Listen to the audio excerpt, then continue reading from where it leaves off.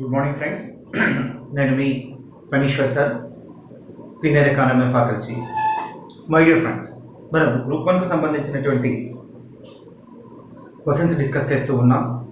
అందులో భాగంగా APPSC paper 4 ఎకానమీకి సంబంధించినటువంటి దాంట్లో అగ్రికల్చర్ వ్యవసాయం అభివృద్ధి అనేటువంటి చాప్టర్లో ఉన్నాం. ఈ వ్యవసాయం అభివృద్ధి అనేటువంటి చాప్టర్కి సంబంధించినటువంటి వీడియోస్ మనం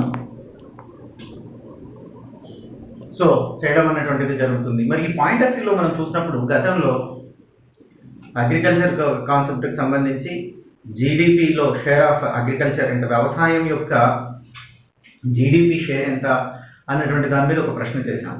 మరి ఈరోజు ఏం చేస్తున్నామంటే వ్యవసాయ మార్కెటింగ్ అంటే ఏంటి, ఇటీవల కాలంలో కేంద్ర ప్రభుత్వం వారు తీసుకొచ్చినటువంటి నూతన వ్యవసాయ చట్టాలను సమర్థిస్తున్నారా లేదా వివరించండి అంటారు. సో ఇది వెరీ వెరీ ఇంపార్టెంట్. ఈ ఇయర్లో మనం దీనికి సంబంధించి ఏదో ఒక విధంగా ఎక్స్పెక్ట్ చేయవచ్చు క్వశ్చన్. సో మరి యూనిట్ 7లో ఉన్నాం. సో ఎకానమీ యూనిట్ 7లో ఉన్నాం, వ్యవసాయము అభివృద్ధి అనేటువంటి చాప్టర్. మరి ఈరోజు ప్రశ్న చూసినట్లయితే వ్యవసాయ మార్కెటింగ్ అంటే ఏంటి?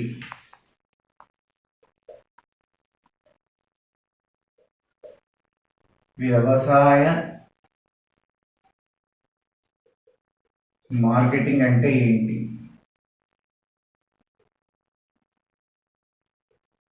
సో తర్వాత దాంట్లోనే ఇటీవల కాలంలో కేంద్ర ప్రభుత్వం వారు తీసుకొచ్చినటువంటి నూతన వ్యవసాయ చట్టాలను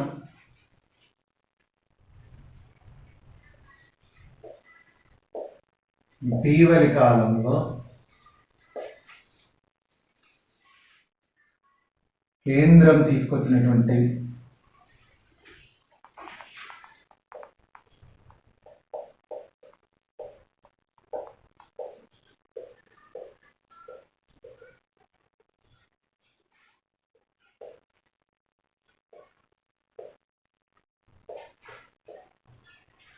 ఇటీవల కాలంలో కేంద్రం తీసుకొచ్చినటువంటి నూతన వ్యవసాయ బిల్లు 2020ని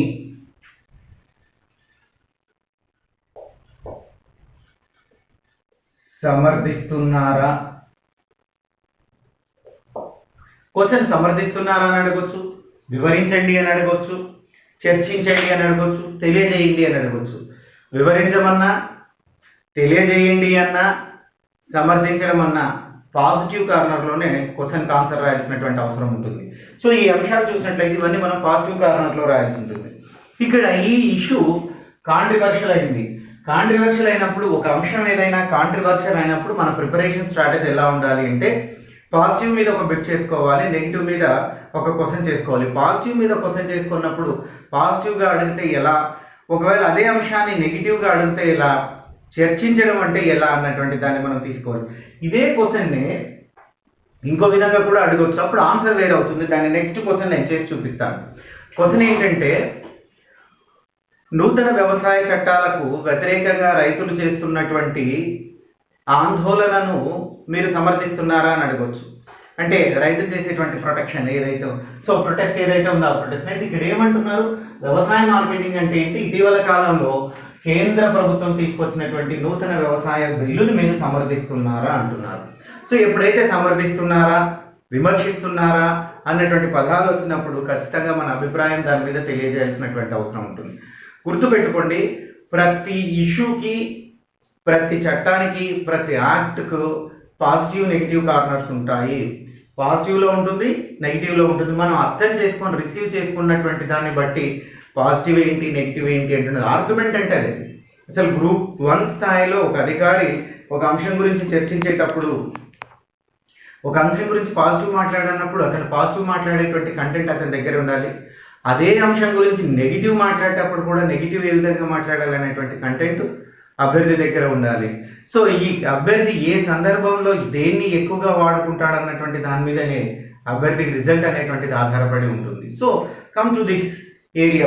సో ఇక్కడ నేను ఏం చెప్తున్నా అంటే ఇక్కడ సింపుల్లీ సమర్థించడానికి ఒకటి క్వశ్చన్ ఏమడిగారు, ఫస్ట్ పాయింట్ వ్యవసాయ మార్కెటింగ్ అంటే ఏంటి, సో అగ్రికల్చర్ మార్కెటింగ్ గురించి అడిగారు. రెండోది ఏంటి, నూతన వ్యవసాయ బిల్లు 2020ని సమర్థిస్తున్నారా అని అడిగారు. ఇలాంటి క్వశ్చన్ వచ్చినప్పుడు ఫస్ట్ ఏంటంటే పాజిటివ్ కార్నరే రాయమని అర్థం అండి. సో లేదు నేను సమర్థించను, విమర్శిస్తా అంటే వేరే క్వశ్చన్ వస్తుంది. మీరు విమర్శన చేయమన్నప్పుడు మీ విమర్శన ఎలా ఉందో చూడడానికి ఎగ్జామ్లో ఇదే క్వశ్చన్ విమర్శిస్తున్నారా అని కూడా అడుగుతారు. సో ఇటీవల వచ్చినటువంటి నూతన వ్యవసాయ బిల్లును విమర్శనాత్మక ధోరణిలో వివరించండి అంటాడు. సో లేదా రైతులు చేసేటువంటి ప్రొటెక్షన్ ఏదైతే ఉందో, రైతులు చేసేటువంటి ఆందోళన, ఆ ప్రొటెస్టెంట్ మీరు సమర్థిస్తున్నారా ఆ ప్రొటెస్టెంట్ అడుగుతారు. దానికి వేరే క్వశ్చన్కి మనం నెక్స్ట్ క్వశ్చన్ అదే చేద్దాం. అంటే ఒకే అంశాన్ని పాజిటివ్ గాను నెగిటివ్ గాను రెండింటిగా చెప్పేటువంటి సామర్థ్యం అభ్యర్థులకు డెవలప్ అవ్వాలి. సో చూద్దాం. ఫస్ట్ ఆఫ్ ఆల్ నేను ఈ క్వశ్చన్ని ఈ విధంగా క్వశ్చన్ని విభజించుకోవడం అనేటువంటిది గ్రూప్ 1 ఇలాంటి పెద్ద ఎగ్జామ్స్లో చాలా ఇంపార్టెంట్. దాని సివిల్ సర్వీసెస్ కానీ గ్రూప్ 1 కానీ ఫస్ట్ ఏం చేయాలి అంటే క్వశ్చన్ని ప్రశ్నించండి, ప్రశ్నను ప్రశ్నిస్తే ఇందులో 2 ప్రశ్నలు మనకు కనపడుతున్నాయి. మొదటి ప్రశ్న ఏంటి, వ్యవసాయ మార్కెటింగ్ అంటే ఏంటి? వ్యవసాయ మార్కెటింగ్ గురించి ఇవ్వాలి. సో రెండో ప్రశ్న ఏముంది, ఇటీవల కాలంలో నూతన వ్యవసాయ బిల్లు అనేటువంటిది ఏంటి? So right the flow chart, మైండ్లో మీకు ఫ్లో చార్ట్ రావాలి. ఇందులో ట్విస్ట్ ఏమీ లేదు, ఎందుకంటే ఇక్కడ సమర్థిస్తున్నారు అన్నప్పుడు గవర్నమెంట్ ఏం చెప్తుంటుందో దాన్ని రాస్తేనే సమర్థన అవుతుంది. సో ఇక్కడ మీరు ఒకవేళ విమర్శిస్తున్నారు అన్నప్పుడు మీ టాలెంట్ బయటికి రావాలి. సమర్థిస్తున్నారు అన్నప్పుడు యాజ్ ఇట్ ఈస్ గవర్నమెంట్ ఏం చెప్తుందో అది చెప్తే సరిపోతుంది. ఎందుకంటే గవర్నమెంట్ అన్ని పాజిటివ్ కార్నర్లోనే రిలీజ్ చేయడం అన్నటువంటిది జరుగుతుంది చట్టాలన్నింటికి కూడా. ఇక్కడికి మీరు వస్తే ఫస్ట్ వ్యవసాయ మార్కెటింగ్ అంటే ఏంటి, రెండవది ఏంటంటే నూతన వ్యవసాయ బిల్లు. ఈ ఫ్లో చార్ట్ రాసేటప్పుడు ఏం రాస్తున్నాం, సొల్యూషన్ ముందు ఫ్లో చార్ట్ రాస్తున్నాం, పరిచయం అంటున్నాం. ఈ పరిచయంలోనే వ్యవసాయ మార్కెటింగ్ నిర్వచనం రాస్తాం, వ్యవసాయ మార్కెటింగ్ నిర్వచనం రాస్తాం, వ్యవసాయ మార్కెటింగ్ నిర్వచనం రాస్తాం.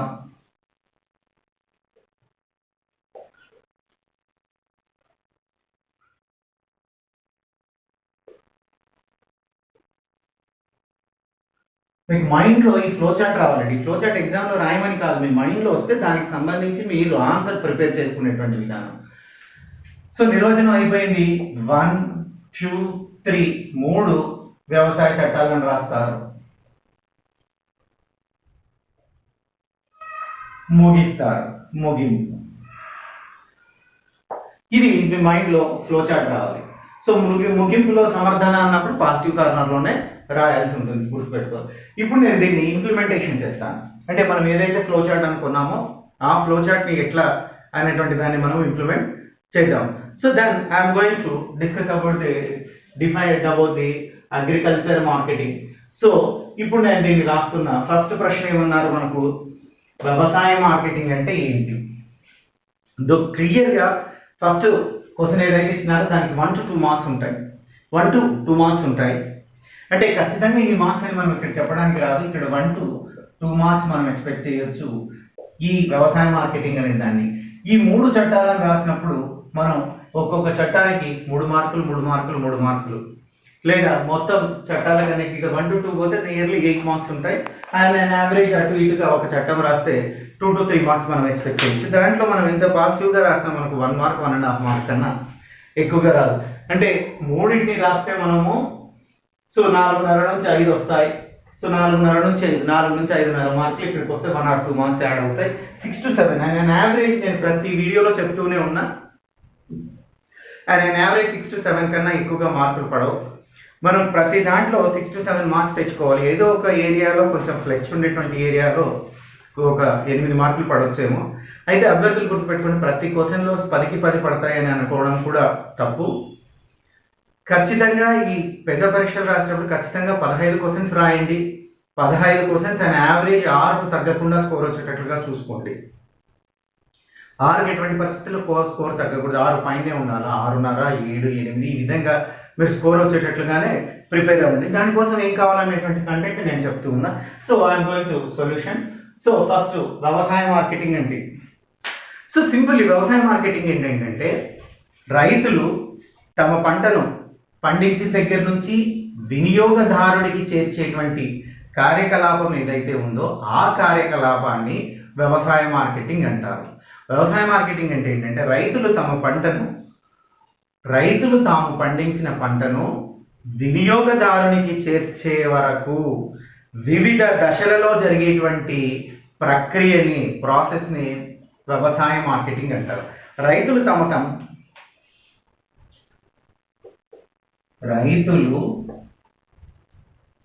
తాము పండించిన పంటను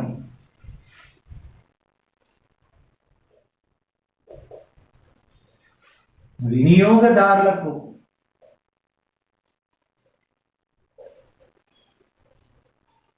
చేర్చే వరకు వివిధ దశల్లో వినియోగదారులకు చేర్చే వరకు వివిధ దశలలో జరిగేటువంటి ప్రాసెస్, దాన్ని తెలుగులో ఏమంటున్నారు, వివిధ దశల్లో జరిగేటువంటి ప్రక్రియ, దశలలో జరిగే ప్రక్రియను మార్కెటింగ్ అంటున్నారు. వ్యవసాయ మార్కెటింగ్ అంటున్నారు. ప్రక్రియను వ్యవసాయ మార్కెటింగ్ అంటారు.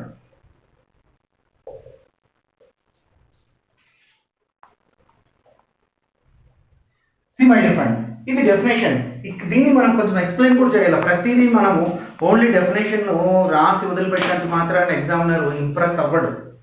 ఎగ్జామినర్ ఇంప్రెస్ అవ్వకుంటే ఎవరైతే కరెక్ట్ చేసేటువంటి వాడు ఉన్నాడో వాడు ఇంప్రెస్ కాకపోతే మనకు మార్కులు ఇవ్వడు. సో మరి మనం ఏం చేయాలంటే, రైతులు తాము పండించిన పంటను వినియోగదారులకు చేర్చే వరకు వివిధ దశల్లో జరిగేటువంటి ప్రక్రియనే వ్యవసాయ మార్కెట్ అంటారు. ఈ వివిధ దశలు ఏంటో కూడా చెప్పగలగాలి. ఈ వివిధ దశలు ఏంటో అని చెప్పగలిగింది. దాన్ని మనం ఏం చేస్తున్నామంటే, ఇందులో ఏముంటుందంటే ప్రాసెసింగ్ చేయడము, అసెంబ్లింగ్ చేయడము, గ్రేడింగ్ చేయడము, స్టాండర్డైజేషన్, ట్రాన్స్పోర్టింగ్, ఇవన్నీ అంటే ఈ 5-6 రకాల యాక్టివిటీస్ అన్నీ కలిపితేనే వ్యవసాయ మార్కెటింగ్ అంటారు. ఈ వివిధ ప్రక్రియల్లో ఏముంటాయంటే, సో ఈ వివిధ దశల్లో చూసినప్పుడు మనం ఈ వివిధ దశలను కూడా ఎలా రాస్తున్నామయ్యా అంటే, ఇందులో ప్రాసెసింగ్ చేయడం అని రాస్తున్నాం. ఇందులో ప్రాసెసింగ్ చేయడము అంటే ఆ పండినటువంటి పంటను ప్రాసెసింగ్ చేస్తారు. ఏది గ్రేడ్ ఉంటుంది, ఏమి దాంట్లో ఉండేటువంటి చెత్త చెదారాన్ని దాన్ని కూడా అంతా ఏరేసి ప్రాసెసింగ్ చేసి అసెంబుల్డ్ చేస్తారంటే ఒకదానికొకటి అసెంబుల్డ్ చేయడము,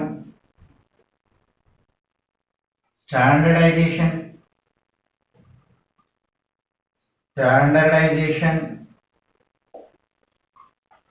సో అదే విధంగా చూసినట్లయితే గ్రేడింగ్ ఇవ్వడము, మార్కెటింగ్,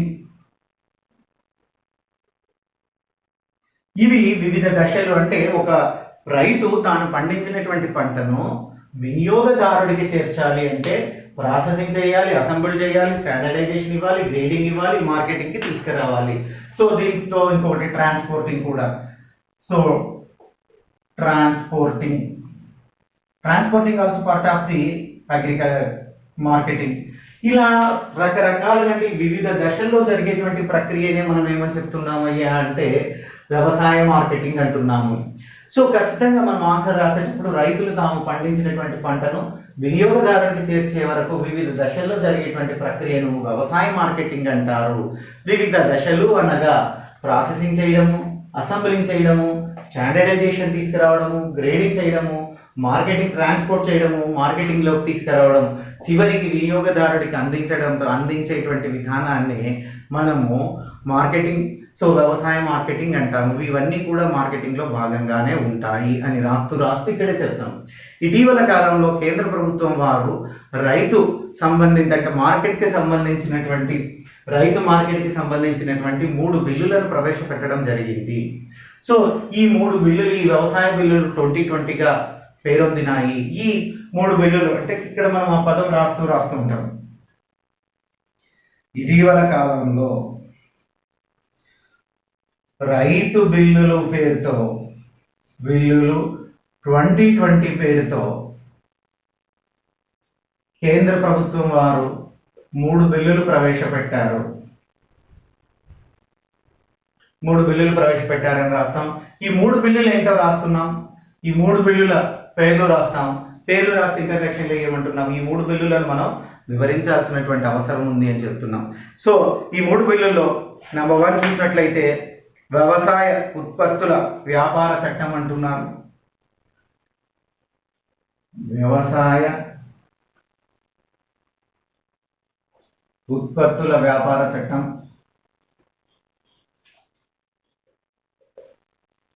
2020 ఇది మొదటి బిల్లు. రెండో దాన్ని చూసినట్లయితే ధరలపై హామీ వ్యవసాయ సేవల రైతు అధికార రక్షణ చట్టం అంటున్నారు. ధరలపై హామీ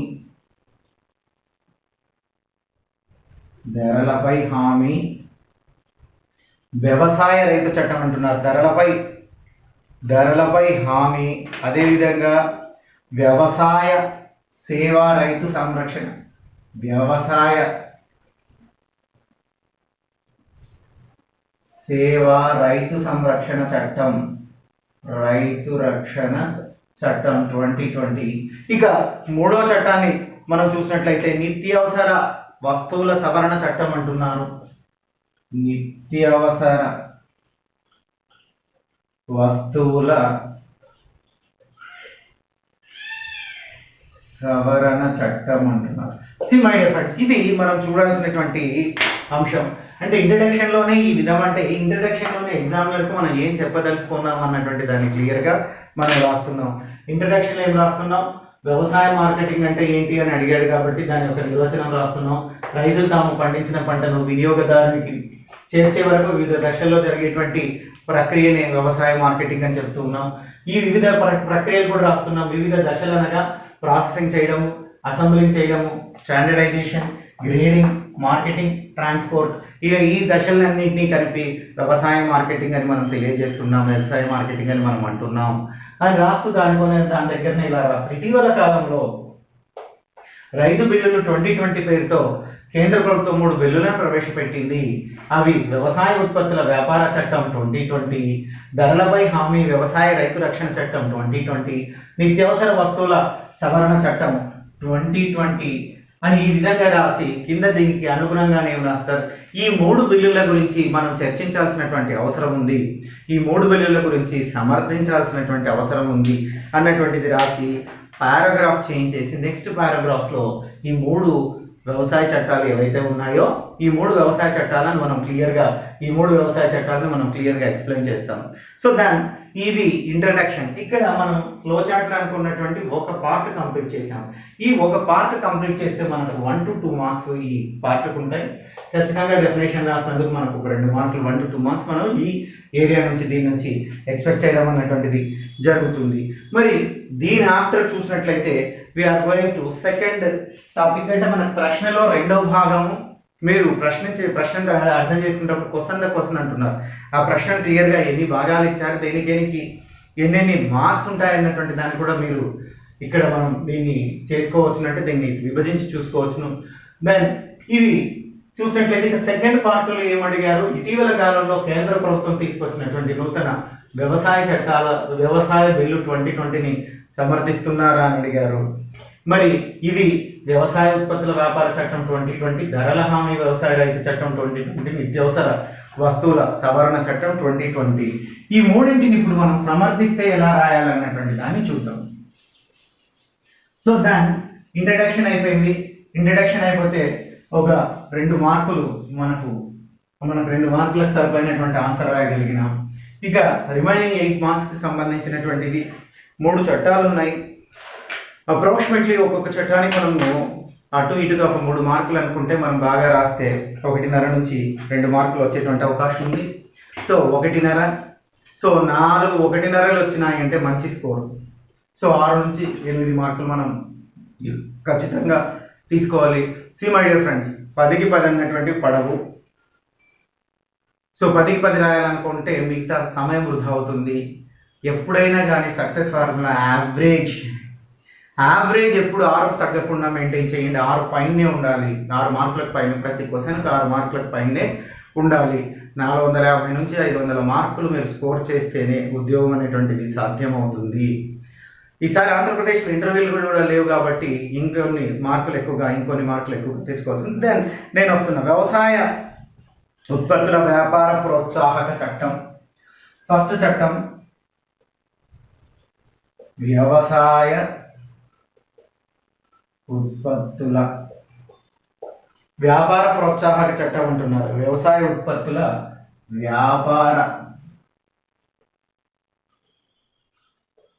సో దీన్ని ప్రోత్సాహ వెసులుబాటు చట్టం, వ్యాపార చట్టం, ప్రోత్సాహక వెసులుబాటు చట్టం 2020. దీన్ని మీరు క్లియర్గా రాస్తే దీనికి మనం అప్రాక్సిమేట్లీ 3 మార్క్స్ అలాటెడ్ అనుకుంటే 3 మార్క్స్ అలాటెడ్ అనుకుంటే మాక్సిమం 2 మార్క్స్ వరకు మనం ఇక్కడ నుంచి స్కోర్ చేయొచ్చు. 1.5 to 2 మార్క్స్ వరకు మనం ఇక్కడ నుంచి స్కోర్ చేయొచ్చు. దీన్ని రాసేటప్పుడు ఒకటి గుర్తు పెట్టుకోండి, చట్టాల గురించి చెప్పమన్నప్పుడు మనము ఏమీ సొంతంగా రాయాల్సినటువంటి అవసరం లేదు. చట్టంలో ఏముందో అది మాత్రమే రాయాలి. మీరు కొత్తగా వచ్చినటువంటి చట్టాలు, ఈ వ్యవసాయ అగ్రికల్చర్ యాక్ట్స్ ఏవైతే ఉన్నాయో, అగ్రికల్చర్ యాక్ట్ 2020లో ఈ చట్టం చూస్తే ఖచ్చితంగా ఇందులో ట్విస్టింగ్ ఏం లేదు. ట్విస్టింగ్ వచ్చేటువంటిది ఇదే అంశం మీద ట్విస్టింగ్ నెక్స్ట్ క్వశ్చన్ వస్తుంది. ఆ నెక్స్ట్ క్వశ్చన్ దగ్గర మీకు తెలియజేస్తాను. సో ఈ చట్టం రాసేటప్పుడు యాజ్ ఇట్ ఈజ్గా చట్టంలో ఏముందో అది మాత్రమే రాయండి. దీనికి సంబంధించి మీరు ఒక 4-5 పాయింట్స్ కీ పాయింట్స్ మీరు పెట్టుకొని ఎగ్జామ్ రాసేటప్పుడు ఆ పాయింట్స్ గుర్తుపెట్టుకొని దాన్ని ఇంప్లిమెంట్ చేయాల్సి ఉంటుంది. అంటే దాన్ని కరెక్ట్గా ఎలా ప్రజెంట్ చేయాలి, ఇది నేను మీకు ఇప్పుడు చేసి చూపిస్తాను. ప్రాక్టీస్ వల్ల మీకు కూడా వస్తుంది. ఇక్కడ వ్యవసాయ ఉత్పత్తుల వ్యాపార చట్టం అంటున్నారు, బ్రాకెట్లో వచ్చేసి ప్రోత్సాహక వెసులుబాటు చట్టం అంటున్నారు. సో అంటే ఇది వ్యవసాయ ఉత్పత్తుల వ్యాపారం చేసుకోవడానికి ప్రోత్సహించేటువంటి చట్టం. మరి ఈ చట్టం ఏం చేసిందయ్యా అంటే వ్యవసాయ మార్కెట్లను నియంత్రించేటువంటి మార్కెట్ కమిటీలతో సంబంధం లేకుండా, సో జనరల్గా అయితే మార్కెట్ కమిటీలు ఉంటాయి, అగ్రికల్చర్ ఏం చేయాలన్నా మార్కెటింగ్ల దగ్గరికి పోయి చేస్తుంటారు. కానీ ఈ చట్టం వల్ల ఏం జరుగుతుందయ్యా అంటే వ్యవసాయ మార్కెట్ను నియంత్రించేటువంటి మార్కెట్ కమిటీలతో ఎలాంటి సంబంధం లేకుండా దేశంలో వేరు రాష్ట్రాల మధ్య, సో రాష్ట్రాలలోని జిల్లాల మధ్య స్వేచ్ఛా వ్యాపారం చేసుకోవడానికి అవకాశం కల్పించేటువంటి చట్టము. స్వేచ్ఛా వ్యాపారానికి, సో రాష్ట్రాల మధ్య జిల్లాల మధ్య స్వేచ్ఛా వ్యాపారాన్ని చేసుకోవడానికి అవకాశం కల్పించేటువంటి చట్టం. కీవర్డ్ మీరు మైండ్లో ఏం గుర్తుపెట్టుకోవాలంటే రాష్ట్రాల మధ్య జిల్లాల మధ్య స్వేచ్ఛ వాణిజ్యానికి అవకాశం కల్పించిన, వాణిజ్యంకు అవకాశం కల్పించే చట్టం.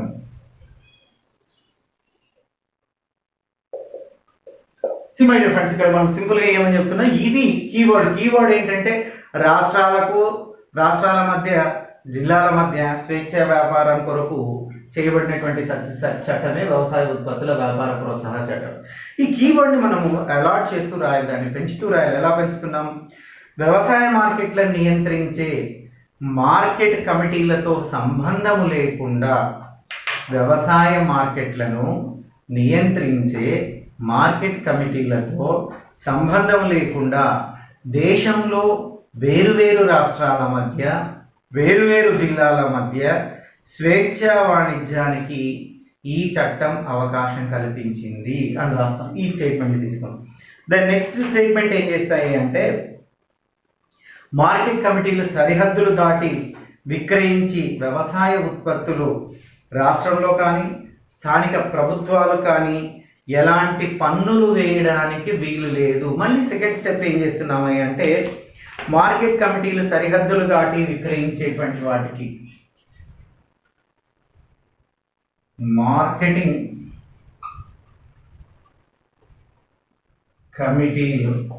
కమిటీల సరిహద్దు దాటి విక్రయించే వ్యాపారానికి రాష్ట్ర ప్రభుత్వాలు కానీ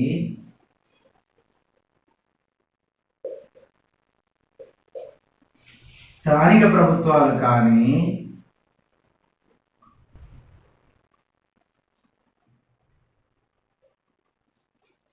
ఎలాంటి పన్ను వేయరాదు.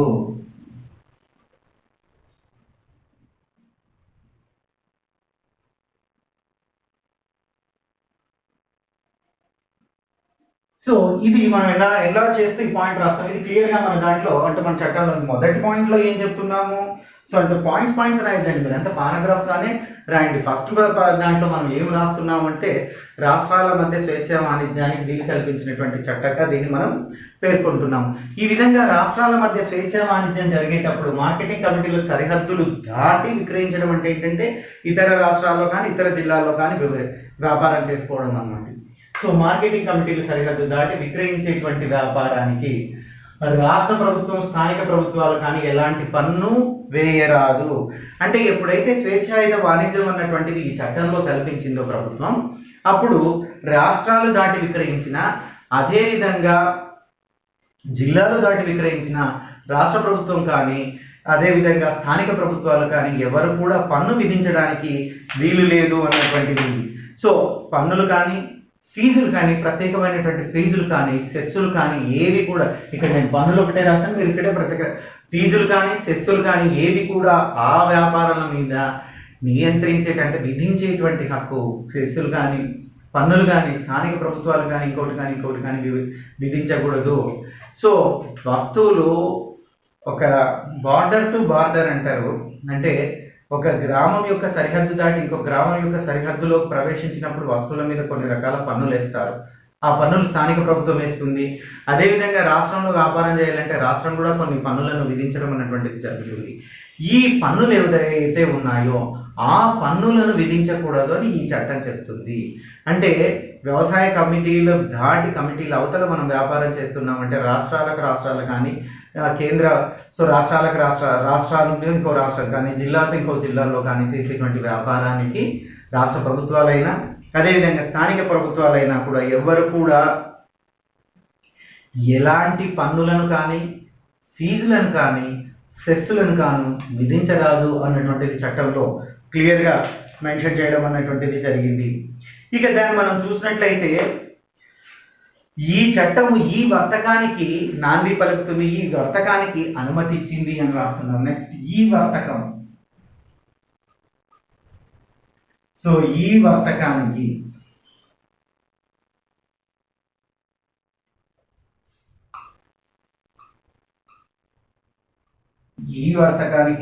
ఈ చట్టం అనుమతి ఇచ్చింది అని రాస్తున్నాం. సో ఈ చట్టం ఈ వర్తకానికి అనుమతి ఇచ్చింది అంటే ఏంటి?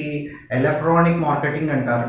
సో ఎలక్ట్రానిక్ మార్కెటింగ్ అంటే ఏంటి? ఈ వర్తకం గురించి అంటే నిర్దేశిత వాణిజ్య ప్రాంతాల్లో రాష్ట్రాల వ్యవసాయ కమిటీల ఆవలి అంటారు. అంటే వ్యవసాయ కమిటీలు దాటి నియంత్రణకు వచ్చేటువంటి ఉత్పత్తులు ఎలక్ట్రానిక్ వర్తకానికి ఈ చట్టం అనుమతించింది. అంటే రాష్ట్రాల వ్యవసాయ కమిటీలతో ఎలాంటి సంబంధము లేకుండా ఏ దేశంలో ఏ ప్రాంతం నుంచి ఏ ప్రాంతానికైనా ఆన్లైన్లో ఈ మార్కెటింగ్ ద్వారా అమ్ముకోవచ్చును. ఎలక్ట్రానిక్ వర్తకం అంటున్నారు.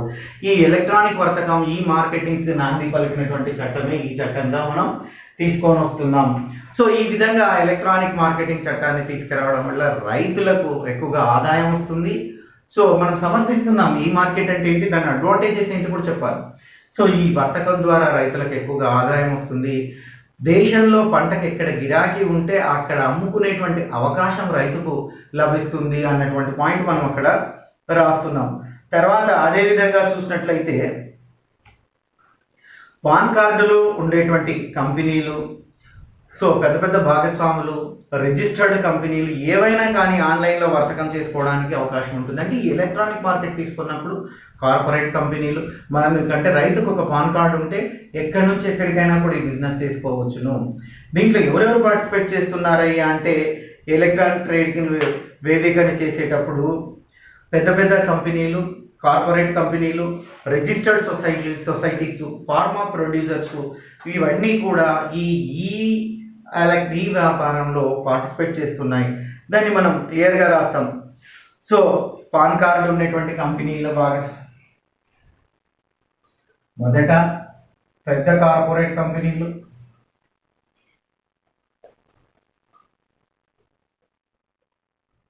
పాన్ కార్డు ఉండేటువంటి కంపెనీలు, ఫార్మా కంపెనీలు, సో రిజిస్టర్డ్ అయినటువంటి సొసైటీస్ ఇవన్నీ కూడా ఈ మార్కెట్లో పాల్గొంటాయి రైతు యొక్క ఆదాయాన్ని పెంచడానికి. అంటే వీటన్నింటికి రైతు అమ్ముకునేటువంటి అవకాశం ఈ చట్టం కల్పించింది అని చెప్తున్నాం. పెద్ద కార్పొరేట్ కంపెనీలు కావచ్చు, పాన్ కార్డు ఉండేటువంటి కంపెనీస్ కావచ్చు, ఫార్మా కంపెనీలు కావచ్చు, ఎనీ రిజిస్టర్డ్ సొసైటీస్, ఇంకా ఏదైనా ఈ మార్కెటింగ్ చేయడానికి రిజిస్టర్ అయినటువంటి కంపెనీ ఉంటే ఆ సొసైటీస్ అన్ని కూడా రిజిస్టర్ అయినటువంటివి కూడా వ్యాపారం చేసుకోవచ్చు. సో అంటే దీనివల్ల ఒక్క మాటలో చెప్పాలి అంటే ఈ మార్కెటింగ్ ఏంటంటే రైతు దేశ నలుమూలలో ఎక్కడైనా తన పంటను అమ్ముకోవడానికి అవకాశం కల్పించింది. సో రైతు దేశ నలుమూలలో ఎక్కడైనా తమ పంటను అమ్ముకోవచ్చును. ఇక్కడే రాస్తాం ఇలా అమ్ముకోవచ్చు అన్నప్పుడు ఇది చాలా చాలా అడ్వాంటేజ్. సో అమ్ముకోవడం వల్ల రైతుకు ఎక్కువగా ఆదాయం వస్తుంది. ఏ రాష్ట్రంలో అయితే, ఏ ప్రాంతంలో అయితే పర్టికులర్గా తన యొక్క ఉత్పత్తికి ఎక్కువ ధర వస్తుందో ఆ రాష్ట్రానికి అమ్ముతాడు. లోకల్గా అమ్మేటువంటి వాళ్ళకన్నా ఖచ్చితంగా ఈ కార్పొరేట్ సంస్థలు, పాన్ కార్డు ఉండేటువంటి ఫార్మా కంపెనీలు, రిజిస్టర్స్, ఇవి పెద్ద కంపెనీలు పెద్ద మొత్తంలో రైతుకు ఆదాయం ఇస్తాయి అన్నటువంటిది చట్టంలో ఉందని మనం దీని గురించి తీసుకుంటున్నాం. ఇక ఈ చట్టంలో వ్యవసాయ ఉత్పత్తులు మార్కెటింగ్ కమిటీలు ఏవైతే ఉన్నాయో అవి చేసేటువంటి మోసాలు లేకుండా సో అంటే ఈ రైతులకు ఈ చట్టం నుంచి ఇదంతా పాజిటివ్గా మనం మాట్లాడుతున్న విధంగా ఉంది. అయినప్పటికీ కూడా రైతు ఇక్కడ ఒక చిన్న బాధ ఉంది రైతుకు. అదేంటయ్యా అంటే సో వ్యవసాయ మార్కెటింగ్ ఉత్పత్తులు అనేటువంటివి నిలిచిపోతాయేమని. సహజంగా ఇక్కడ అభ్యర్థికి అర్థం కావాల్సిన పాయింట్ ఏంటంటే రైతు మార్కెటింగ్ చేసేటప్పుడు ప్రతి జిల్లాలో మార్కెటింగ్ కమిటీలు ఉంటాయి. ఈ మార్కెటింగ్ కమిటీలే ధరలు నిర్ణయిస్తాయి. ఈ మార్కెటింగ్ కమిటీల దగ్గరనే రైతు అమ్ముకోవాల్సి ఉంటుంది. ప్రతి మార్కెటింగ్లో కమిషన్ ఏజెంట్స్ ఉంటారు. ఈ కమిషన్ ఏజెంట్ల దగ్గరనే రైతులు అమ్ముకోవాలి. ఈ చట్టం ద్వారా వాళ్ళతో పని లేకుండా డైరెక్ట్గా ఈ వర్తకం అనేటువంటిది తీసుకొచ్చారు కాబట్టి వీరి నుంచి ఏమైనా ఇబ్బందులు వస్తాయన్నటువంటిది రైతుల ఆందోళన. అయితే ఇక్కడ ప్రశ్న మనకు సమర్థిస్తున్నారు కాబట్టి మనం వీళ్ళతో ఏం రాస్తున్నాం, మార్కెటింగ్ కమిటీలతో పని లేకుండా, మధ్యవర్తులతో పని లేకుండా, కమిషన్ ఏజెంట్తో పని లేకుండా డైరెక్ట్గా రైతులు దేశంలో ఎక్కడైతే తమ పంటకు అధిక ధర లభిస్తుందో అక్కడ అమ్ముకునేటువంటి వెసులుబాటు కల్పించింది. తద్వారా రైతులకు ఆదాయం పెరుగుతుంది. సో రైతులు కూడా సంపన్నంగా ఉండడానికి చట్టం దోహదపడుతుంది అని రాస్తాం. సో ఇది ఇక నెక్స్ట్ రెండవ చట్టం గురించి రాస్తాం. మొదటి చట్టం గురించి ఇదైతే రెండవ చట్టం గురించి మనం రాస్తూ ఉన్నాం. ఇక రెండవ చట్టం గురించి ఏం రాస్తున్నామంటే ధరల హామీ వ్యవసాయ సేవలు రైతు అధికార రక్షణల చట్టం అంటున్నారు. ధరల హామీ వ్యవసాయ సేవలు, ధరల హామీ వ్యవసాయ సేవలు రైతు అధికార రక్షణ చట్టం. రైతు అధికార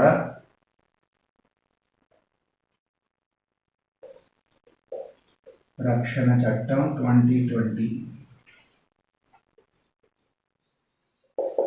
మై డియర్ ఫ్రెండ్స్, మనకు ఏదైతే మనం అనుకుంటున్నామో దానికి సంబంధించినటువంటి ఇక్కడ నేను చెప్పేటువంటి రిటర్న్ నోట్స్ ఏదైతే ఉందో మీకు ఆ నోట్స్ కూడా మన యాప్లోనే పెట్టిస్తాం.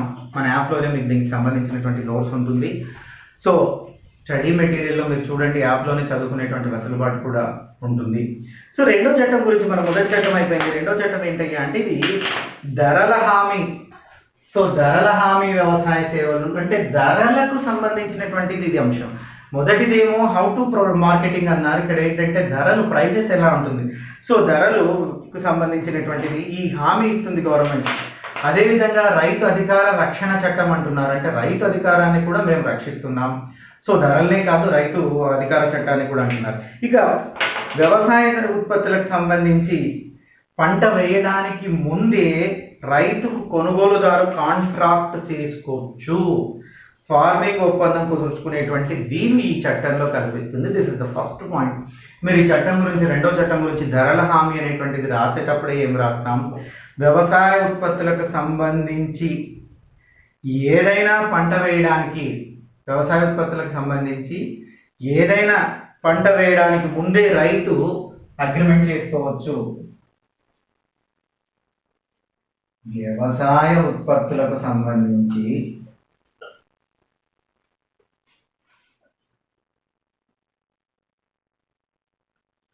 ఏం చేస్తున్నాడంటే, వ్యవసాయ ఉత్పత్తులకు సంబంధించి ఏదైనా పంట వేయడానికి ముందే రైతు కొనుగోలుదారు దగ్గర నుంచి ఏదైనా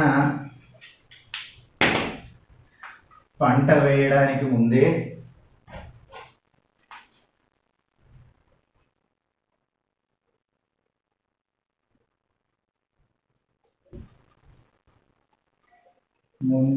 రైతు కొనుగోలుదారు దగ్గర నుంచి, ఎవరైతే కొనుక్కుంటున్నారో వారి దగ్గర నుంచి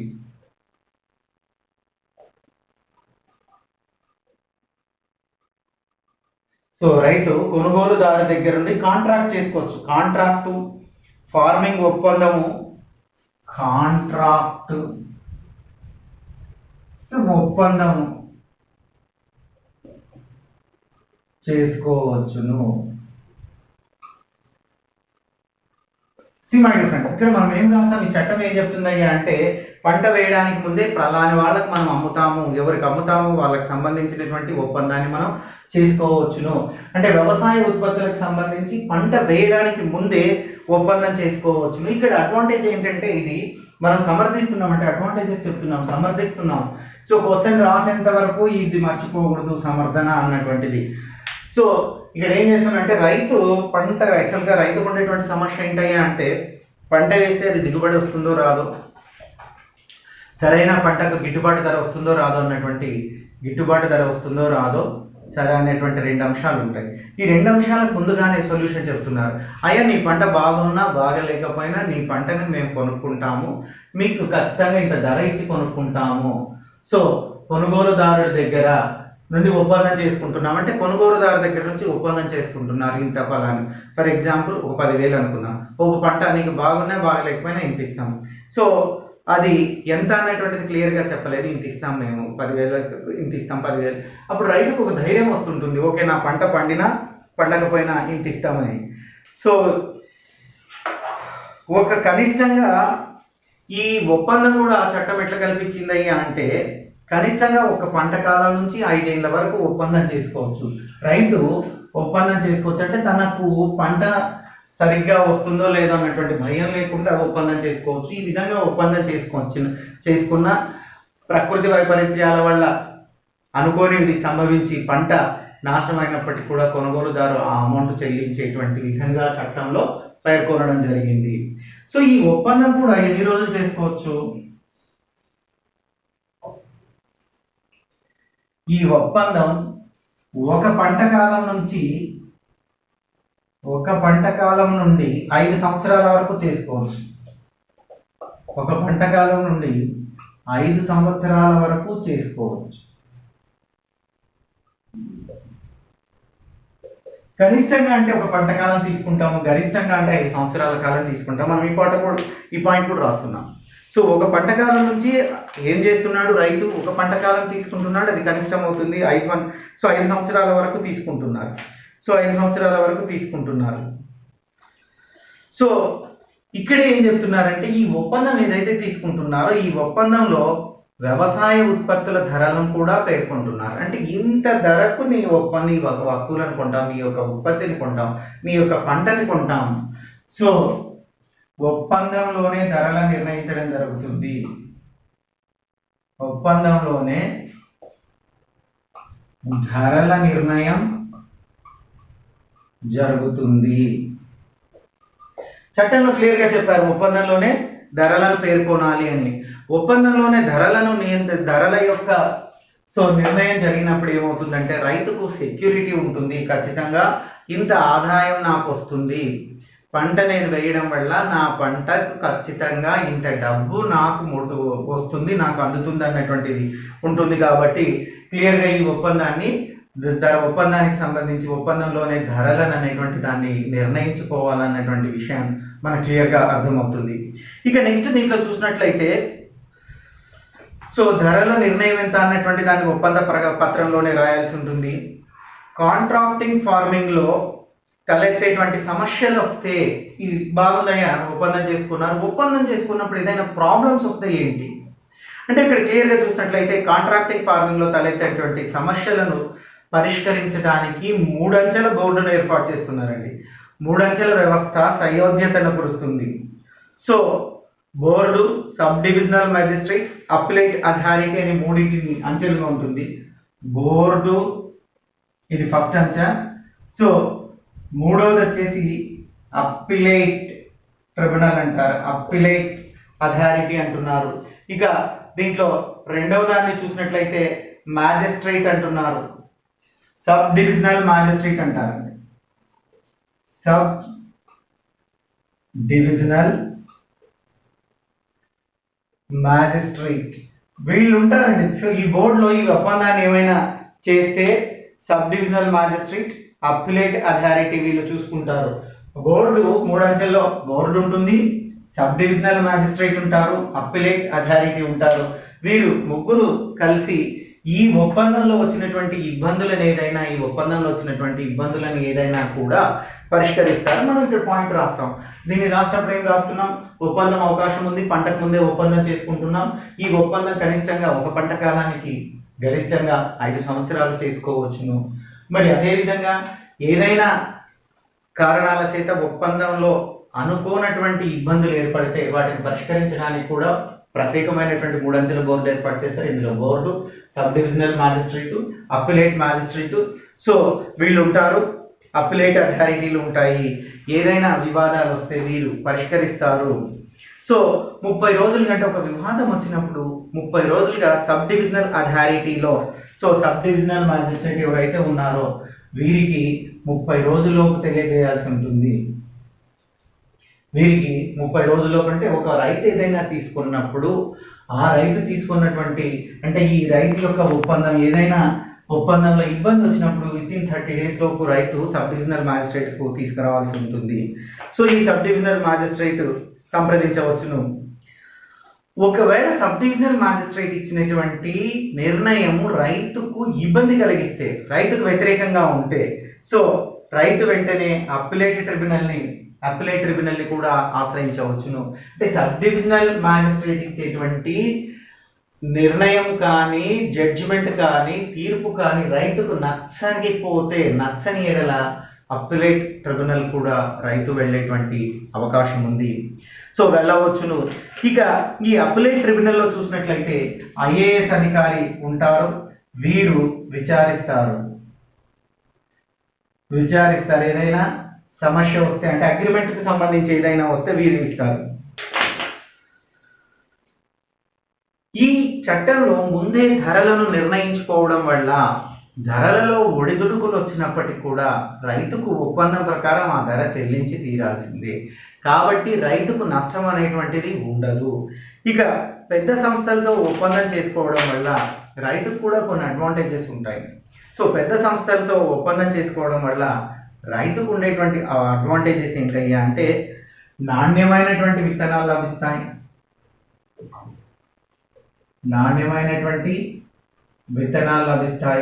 ఎందుకంటే ఆ సంస్థ సూచిస్తుంది. పెద్ద సంస్థల వాళ్ళ అగ్రిమెంట్ వల్ల పెద్ద సంస్థలు వాళ్ళు ఎందుకంటే ప్రొడక్షన్ తీసుకునేటువంటి వాళ్ళే కాబట్టి, కొనుక్కునేటువంటిది వాళ్ళే కాబట్టి నాణ్యమైనటువంటి విత్తనాలను సూచిస్తారు. అదేవిధంగా నాణ్యమైనటువంటి సాంకేతిక సో నాణ్యమైనటువంటి ఎరువులను సజెస్ట్ చేస్తారు. నాణ్యమైన ఎరువులు వాడమని చెప్తారు. సాంకేతికతను మోడర్నైజేషన్ టెక్నాలజీని సాంకేతికను కూడా ఈ మూడింటిని రైతు అడ్వాంటేజ్గా తీసుకొచ్చి అంటే రైతుకు వచ్చేటువంటి లాభంగా మనం చెప్పవచ్చు. ఈ మూడింటిలో కూడా రైతు మెరుగవుతాడు. సో ఇది మనం చట్టం. ఈ చట్టాన్ని రాసినప్పుడు మనం ఏం రాస్తున్నామయ్యా అంటే వ్యవసాయ ఉత్పత్తులకు సంబంధించి పంటను ముందే రైతు కొనుగోలుదారు దగ్గర నుంచి ఒప్పందం చేసుకునేటువంటి అవకాశం చట్టంలో ఉంది. ఈ ఒప్పందం ఒక పంట కాలం నుంచి 5 సంవత్సరాల వరకు చేసుకోవచ్చును. ఒప్పందంలోనే ధరలు నిర్ణయిస్తారు. ఈ విధంగా ధరలు నిర్ణయించడం వల్ల రైతుకు ప్రకృతి వైపరీత్యాలు సంభవించినా, ఇంకొకటి సంభవించినప్పటికీ కూడా తన పంటకు రావాల్సినటువంటి ధరకు హామీ ఉంటుంది. ఏదైనా సందర్భాలలో ఈ ఒప్పందాన్ని ఉల్లంఘిస్తే రైతుకు 3 అంచెల బోర్డు వ్యవస్థ ఉంటుంది. ఒకటి బోర్డు స్థాయి ఉంటుంది, సబ్ డివిజనల్ మ్యాజిస్ట్రేట్ మరియు అప్పీలేట్ ట్రిబ్యునల్లో రైతు కంప్లైంట్ చేయడానికి అవకాశం ఉంటుంది. అంటే రైతు ఎవరైతే ఉన్నారో రైతు అక్కడ కంప్లైంట్ చేసుకోవచ్చును. మరి సబ్ డివిజనల్కి చేయాలంటే 30 రోజుల్లో 30 డేస్లో 30 రోజుల్లో రైతు తన యొక్క అభ్యర్థనను సబ్ డివిజనల్ ముందు ఉంచుకోవచ్చును. సబ్ డివిజనల్ మ్యాజిస్ట్రేట్ ఇచ్చేటువంటి తీర్పుతో రైతు సంతృప్తి చెందకపోతే తిరిగి అప్పీలేట్ ట్రిబ్యునల్ని కోరేటువంటి అవకాశం ఉంది అని రాస్తాం. అదేవిధంగా ఈ అప్పీలేట్ ట్రిబ్యునల్లో ఐఏఎస్ అధికారి చేత విచారించబడుతుంది అని రాస్తాం. ఇంకోటి ఏంటంటే ఇందులో ఏ తప్పు జరిగినా కూడా ఏదా ఉన్నా కూడా రైతు యొక్క భూమిని ఎప్పుడు కూడా రీకవర్ చేయకూడదు అన్నటువంటిది చట్టంలో క్లియర్గా ఉంది. ఇక ఇది ఈ చట్టం అయితే ఈ చట్టం గురించి రైతులు కూడా కొంత ఆందోళన చెందుతున్నారు. దాని గురించి కూడా మనం ఒక మాట రాస్తాం. ఆ మాట ఏం రాస్తామంటే, ఈ చట్టం వల్ల కార్పొరేట్ గుత్తాధిపత్యం నెలకొని దోపిడీకి గురయ్యేటువంటి ప్రమాదం ఉందని రైతులు ఆందోళన చెందుతున్నారు. ఈ చట్టం వల్ల కార్పొరేట్ గుత్తాధిపత్యం పెరుగుతుందని రైతులు ఆందోళన చెందుతున్నారు అని రాస్తూ మనం ఏం రాస్తాం. అందుకే అనుకూలంగానే ఒప్పందాలు, నిబంధనలు సంక్లిష్టత వల్ల రైతు నష్టం జరుగుతుందా అని ఆందోళన చెందుతున్నాడు. అయితే రైతుది కేవలం ఆందోళననే. అయితే చట్టపరంగా ఇలాంటి గట్టి భద్రతని ఈ చట్టం ఏర్పరుస్తుంది కాబట్టి ఈ చట్టాన్ని మనం సమర్థించవచ్చును అని రాస్తాం. అంటే పాయింట్ సమర్థిస్తున్నాం, అలాగే అందులో ఉండేటువంటి డిఫాల్ట్ కూడా మనం ఒక ముక్కలో చెప్తూ ఉన్నాం. రెండు చెప్పాలి, చెప్తూ సమర్థిస్తున్నాం. ఇక మూడోది చట్టంలో మూడో అంశం ఏం పేర్కొందో అన్నటువంటి దాన్ని మనం చూద్దాం. ఇక మూడో చట్టం ఏంటంటే నిత్యావసర వస్తువుల సవరణ చట్టం. నిత్యావసర వస్తువుల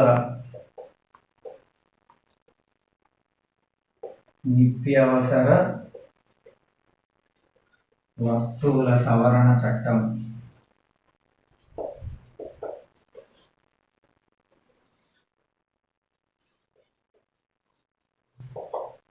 మరి నిత్యావసర వస్తువుల సవరణ చట్టం ఏంటి అనేటువంటి దీని గురించి మనం తీసుకొస్తే, వాస్తవానికి 1955వ సంవత్సరంలో ఉండేటువంటి నిత్యావసర వస్తువుల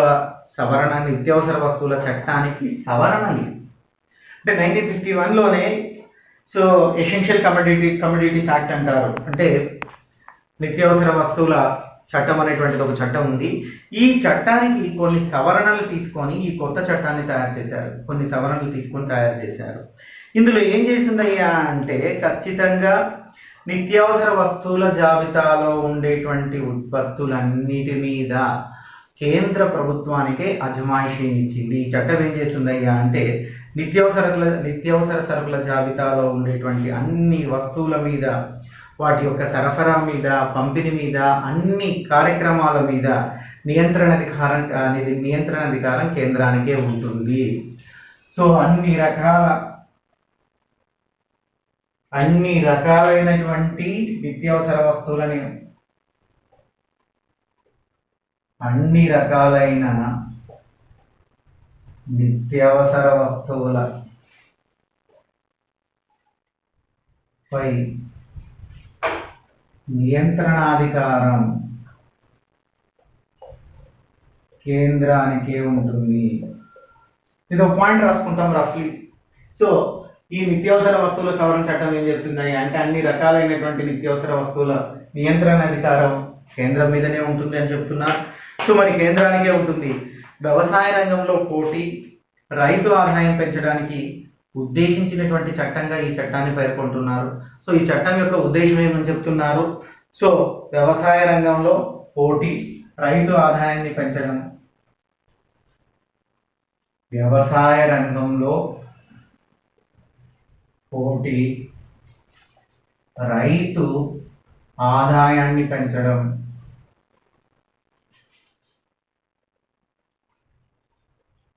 సో ఇవి ఈ చట్టం యొక్క ముఖ్య ఉద్దేశాలుగా చెప్తున్నారు. మనం రాసేటప్పుడు ఇలా రాస్తున్నాం.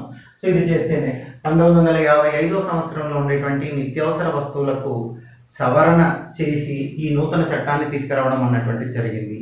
ఈ నూతన చట్టం ప్రకారం అన్ని రకాలైనటువంటి నిత్యావసర వస్తువులు, సో జాబితాలో ఉండేటువంటి నిత్యావసర వస్తువులన్నిటినీ కూడా సరఫరా, ఉత్పత్తి, ధరల నిర్ణయం, అన్ని రకాల కార్యక్రమాలన్నీ కూడా కేంద్రాధిపత్యంలోనే, కేంద్రానికే నియంత్రణాధికారం కలిగి ఉంటుంది.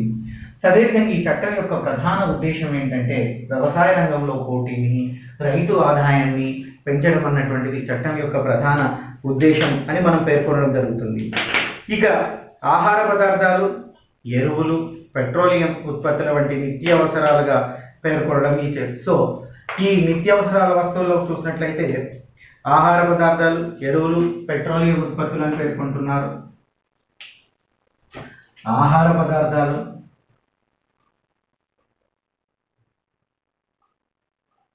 ఎరువులు, పెట్రోలియం, ఇవి నిత్యావసర వస్తువుల కింద ఉన్నాయి. అంటే అన్ని రకాల ఆహార పదార్థాలు, eatable oils, eatable foods, etcetera etcetera. అదేవిధంగా అన్ని రకాల ఎరువులు, అదే పెట్రోలు, డీజిల్, ఎక్సెట్రా ఎక్సెట్రా, ఇవన్నీ కూడా పెట్రోల్ ఉత్పత్తులు అంటారు. ఇవన్నీ కూడా కేంద్ర ప్రభుత్వం యొక్క నియంత్రణలోనే ఉంటుంది.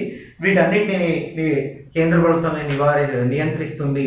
కేంద్ర ప్రభుత్వం ఎట్లా చెప్తే వీటికి సంబంధించినటువంటి అంశాలు అలాగే ఉంటాయని మనకి నిత్యావసర వస్తువుల చట్టం అన్నటువంటిది చట్టం చెప్తుంది.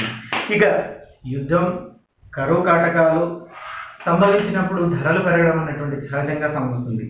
సో యుద్ధ సమయాల్లో, కరువు కాటకాల్లో, ప్రకృతి వైపరీత్యాలు సంభవించినప్పుడు, అంటే ఈ మూడు సంభవించినప్పుడు ఆటోమేటిక్గానే ధరలు వాటంతకు అవే పెరుగుతాయి. సో మరి అలా జరిగినప్పుడు, ఈ పరిస్థితులు తలెత్తినప్పుడు తృణధాన్యాలు, పప్పులు, బంగాళాదుంపలు, ఉల్లి, నూనెల వంటి వాటికి ఎక్కువ ధరలు పెరుగుతాయి. సో వీటి సరఫరాను నిర్ణయించేటువంటి అధికారం కూడా కేంద్రానికి ఉంటుందండి. సో ఇక్కడ పాయింట్ ఏం చెప్తున్నారు, మనం ఏం రాయాలంటే యుద్ధ సమయాల్లో, కరువు కాటకాలు వచ్చినప్పుడు, కరువు కాటకాల సమయాల్లో, అదేవిధంగా ప్రకృతి వైపరీత్యాలు వచ్చినప్పుడు,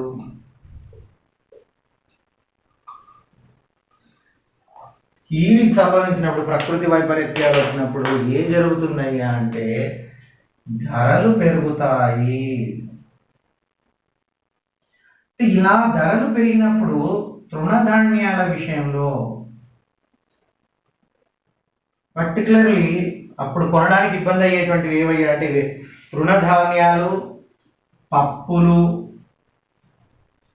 బంగాళాదుంపలు. సో అదేవిధంగా చూసినట్లయితే నూనెలు, ఆహార ధాన్యాలు, ఇవి సామాన్యుడికి అందుబాటులోకి రావు. ధరలు విపరీతంగా పెరుగుతాయి. ఏ కండిషన్లో? యుద్ధ సమయాల్లో, కరువు కాటకాలు వచ్చినప్పుడు, ప్రకృతి వైపరీత్యం వచ్చినప్పుడు వీటికి ఇబ్బంది కలుగుతుంది. సో ఈ టైంలో కూడా, అంటే ఈ మూడు సందర్భాల్లో, యుద్ధ సమయంలో, కరువు కాటకాలు, ప్రకృతి వైపరీత్యాలలో తృణధాన్యాలను, పప్పులను, బంగాళాదుంపలను, నూనెలను, ఆహార ధాన్యాలను సరఫరా చేసేటువంటి అధికారం కూడా కేంద్రానికే ఉంది. అంటే ఈ చట్టం ప్రకారం వీటిని సరఫరా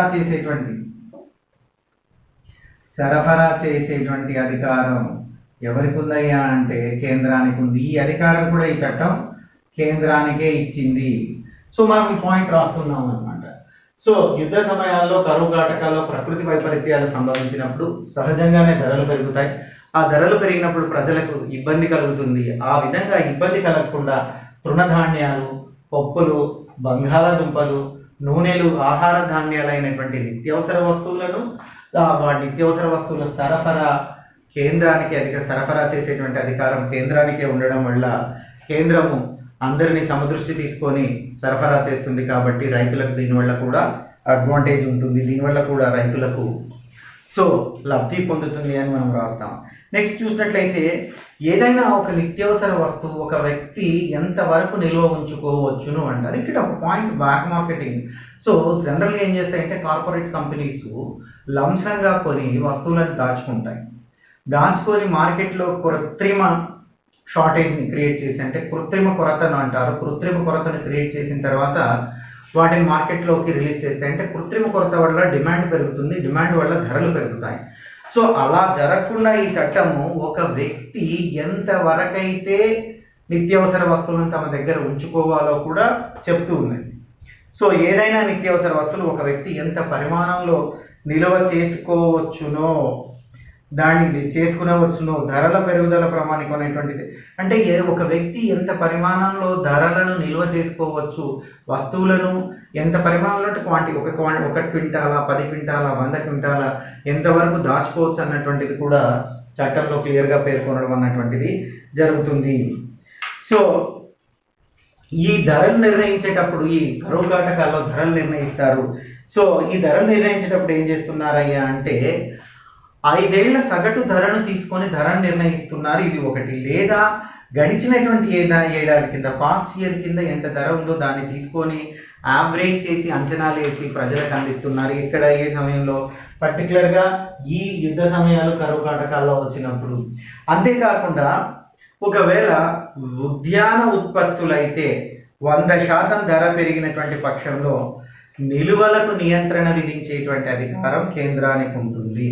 అంటే ఉద్యానవన పంటలు ఏవైతే ఉన్నాయో ఆ పంటలు ధరలు పెరిగినాయనుకో, ఇతరుల దగ్గర ఎవరి దగ్గరైనా అంటే కార్పొరేట్ కంపెనీల దగ్గర నిలువ ఎంత ఉండాలి అనేటువంటి నిర్ణయించేటువంటి అధికారం చట్టంలో ఉంది, రాస్తాం.